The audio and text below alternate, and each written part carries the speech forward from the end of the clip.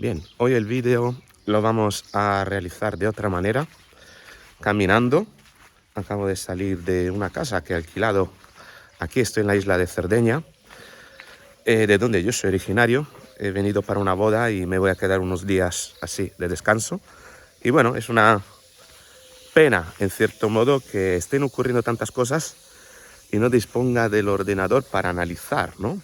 Hay muchísimo. Ayer, por ejemplo, solo la cara de Giorgia Meloni en el G7, escuchando lo que le estaba diciendo Emmanuel Macron, era todo un poema y habría que ver todos esos microgestos. Hay cositas también sobre la guerra de Ucrania, sobre lo que está ocurriendo en Israel, en fin, hay muchísimo, la verdad. Pero bueno, lo que podemos hacer básicamente es analizar a día de hoy solamente las cosas más sencillas, ¿no? Y nos vamos a quedar en este vídeo con el tema de la carta de Pedro Sánchez y la estrategia de Pedro Sánchez, que inicia a presentar una serie de fisuras, presentar una serie de elementos que no son tan robustos como en otras ocasiones lo han sido. Creo que a Pedro Sánchez se le están acabando los argumentos y sobre todo las estrategias que está utilizando ya no son tan efectivas, la gente las conoce, las está repitiendo una y otra vez y no le dan, por ejemplo, lo de la carta, ¿no? Esta carta de 2 páginas de la que se desprenden prácticamente 3 elementos que hay que considerar. Estoy caminando yendo hacia la playa por un camino nuevo. Vamos a ver si voy a llegar. La carta de Pedro Sánchez. Esta carta, pero antes de entrar en la carta, quiero darte una visión general de todo esto que es bastante significativa. Y es que cuanto más Pedro Sánchez se trata de apuntalar, más salen cosas. Y cosas muy feas, además. Fíjate, salió a dar ese discurso que no había comido a las 5 de la tarde, ¿eh? No había comido. Bueno, son las 5, no he comido.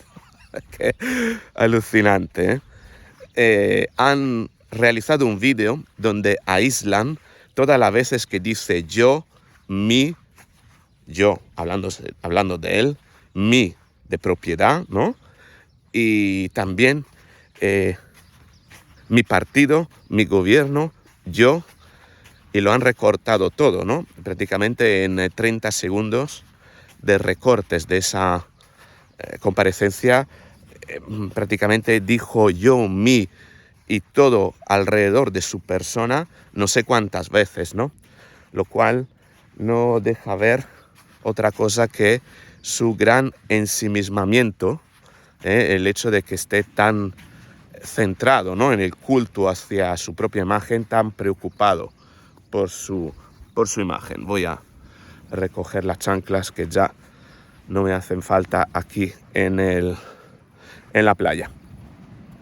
Vamos a caminar por la orilla del mar y debatiendo sobre estas cosas. Tenemos ese discurso, desde ese discurso donde pretendía de alguna manera generar un apuntalamiento de su posición, pues ha sucedido todo lo contrario. Lo que ha provocado es ¿qué es lo que ha surgido de ahí? Ha provocado un artículo del Times que le destroza completamente, le destroza de una manera increíble. Ha provocado ese recorte, ¿no?, de ese vídeo donde se le dice, donde él mismo dice tantas veces yo, mi gobierno, yo, ¿no? Ha provocado una convocatoria de huelga de jueces, la huelga de los jueces, que está convocada para 3 días, ¿no?, de huelga. Creo que era el 1, el 2, el 3, ¿no?, de julio, si no recuerdo mal. ¿Y qué más ha provocado? Bueno, ha provocado que hoy también en la comparecencia, ¿no?, en el hemiciclo vaya a ser prácticamente destrozado por parte de la oposición, por mucho que tratará de utilizar los argumentos que ha utilizado en esa carta, ¿no? ¿Y cuáles son los argumentos de esa carta y en qué debemos fijarnos de los argumentos de esa carta? En 3 puntos concretamente. 1. El primero, a la mitad, casi hacia el final de la primera hoja, hablando del AUCO, diciendo que el hecho de que ellos no conocieran el informe de la UCO es señal de calidad democrática. Bueno, a la vez se queja en ese párrafo de que por el otro lado sí que ese informe se filtró a la derecha para hacer daño. Pero el daño, yo me pregunto, ¿el daño cuál es? ¿El daño cuál es? ¿Que se filtre el informe y que ellos no lo conocieran? Que luego habría que verlo realmente, si se filtró y ellos no lo conocieran, no lo sé, o el contenido del informe. Fíjate la manipulación allí, ¿no?, que utiliza Pedro Sánchez, considerando que el problema no es el contenido del informe, sino que es el hecho de que el informe haya sido filtrado para beneficiar a la derecha, que nos ganan el relato, ¿no? Recordarás esa idea, ¿no?, también del fiscal general del Estado. Están obsesionados con el relato, ¿no? Eso también me hace pensar que dentro de los planes de Pedro Sánchez, recordarás que la fontanera del PSOE pasó muchísima información antes de ser forzada a abandonar el partido. Se vio en Moncloa, no sé si con Santos Cerdán o con quién más. Se habla también de que estuviera Zapatero en esa reunión, o que ese día coincidiera Zapatero también en Moncloa, no, en Ferraz, perdón. Por tanto, bueno, creo que el PSOE dispone de información que a lo mejor no es tan contundente como la que ha salido sobre el mismo PSOE, pero que dispone de cierta información que pretende hacer pasar en un futuro como algo que puede mermar la imagen de los partidos de la oposición. Y si esto sucede, ellos necesitan de la UCO. Lo necesitan. Necesitan la UCO, necesitan controlar la UCO, y lo que es importante es que no pueden desprestigiar a la UCO. Ojo con esta parte. No se pueden permitir desprestigiar a la UCO porque pretenden utilizarla en cuanto cambie, en cuanto entre la ley Bolaños, y de ahí tan importante esa ley para el gobierno, que entre la ley Bolaños para que sea la Fiscalía quien investigue. Por tanto, el control de la Fiscalía la tendría el gobierno y el control de la UCO pasaría al gobierno. Esto permitiría a Pedro Sánchez parar las investigaciones que afectan a su partido, pero a la vez utilizar a la Fiscalía y a la UCO, ojo con esto, como elementos represivos en contra de la oposición y por tanto para sesgar las investigaciones con el fin de que le beneficien. Importantísima esa parte de ese informe, porque nos dice cuál puede ser la estrategia de Pedro Sánchez en un futuro muy próximo. Y luego hay otro elemento de la carta, de la epístola, que tiene que ver con el punto en el que dice: no hay un sistema podrido que hay que reformar desde la política. Es curioso esto, no hay un sistema político que hay que reformar desde la política. ¿Qué significa esto? Piénsalo.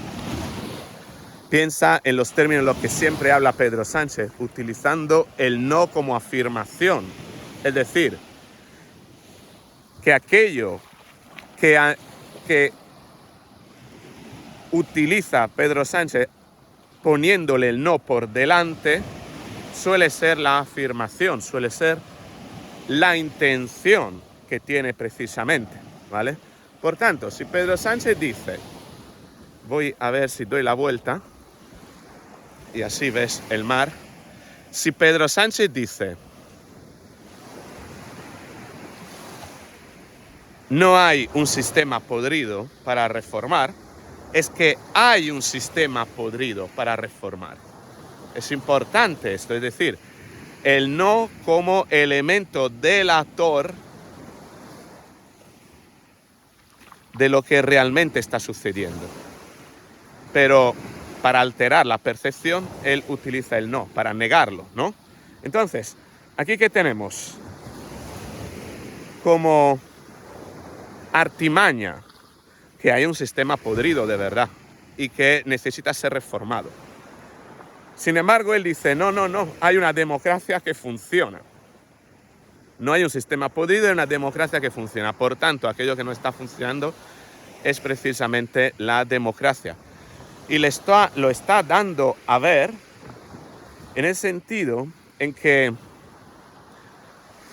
para Pedro Sánchez la democracia es básicamente un juego de mayoría, solamente mayoría, ajena a todo tipo de elemento ético o moral, de todo juego ético o moral que podría precisamente llevar a determinadas personas a actuar de una manera, ser juzgada ética o moralmente por cómo han actuado y concluir que no lo han hecho en beneficio del país. Y de hecho Pedro Sánchez no está actuando en beneficio del país, está actuando en beneficio de sí mismo. Lo está haciendo de una manera muy clara,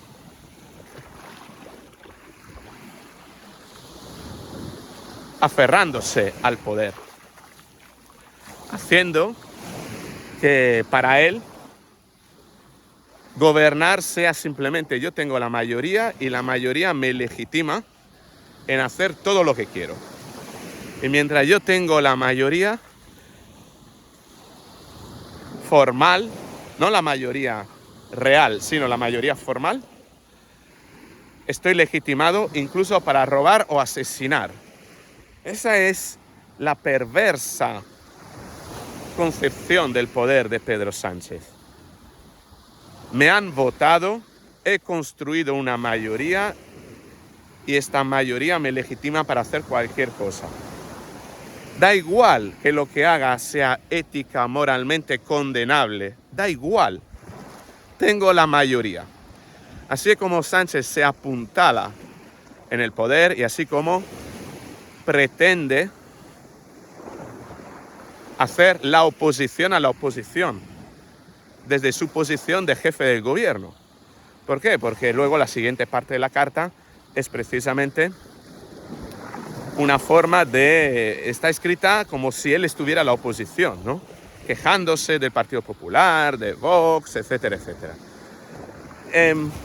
Sinceramente, yo creo que cuanta más carta escribe,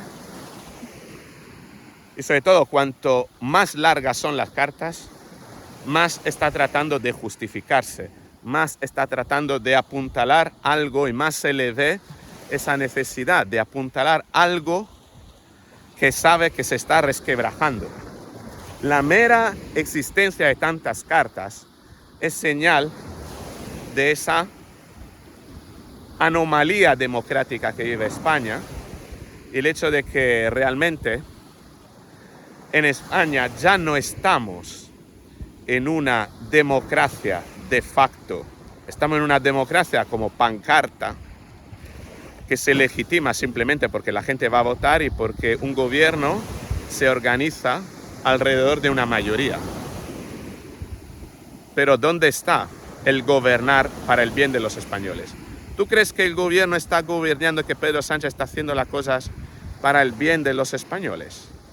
¿Qué ha hecho para los españoles desde que inició esta legislatura en julio, bueno, la legislatura inició, creo, si no recuerdo mal, en diciembre, que hizo para los españoles, para el bien de los españoles, Pedro Sánchez, desde diciembre de 2023, en el último prácticamente año y medio, hasta ahora, que ha hecho para los españoles y que ha hecho para sí, porque parece que solo ha legislado para sí y para apuntalarse en el poder, que en eso se ha convertido la legislatura de Pedro Sánchez.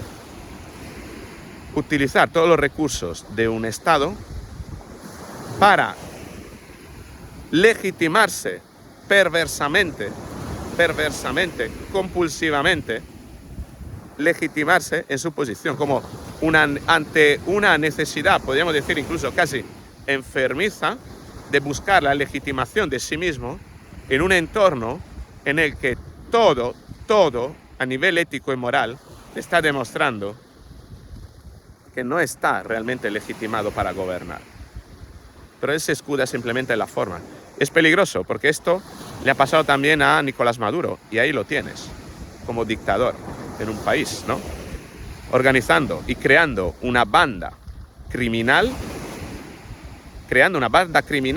dentro de las instituciones del país, de Venezuela, para simplemente mantener el control del país, el control del dinero que le entra y el control de su nivel de vida, sin más. Bueno, esta es mi reflexión, no tengo mucho más. Has visto también qué bonito prácticamente amanecer. La playa está vacía, fíjate, ¿eh? Son las 7:30 de la mañana y ya hace un caloraco, así que venga, para casa a preparar todo para volver a la playa y ya pasar una mañanita bonita. Bueno, esto es todo. Si te ha gustado el vídeo, dale al me gusta, compártelo, suscríbete, activa la campanita y nos veremos en el próximo. Chao.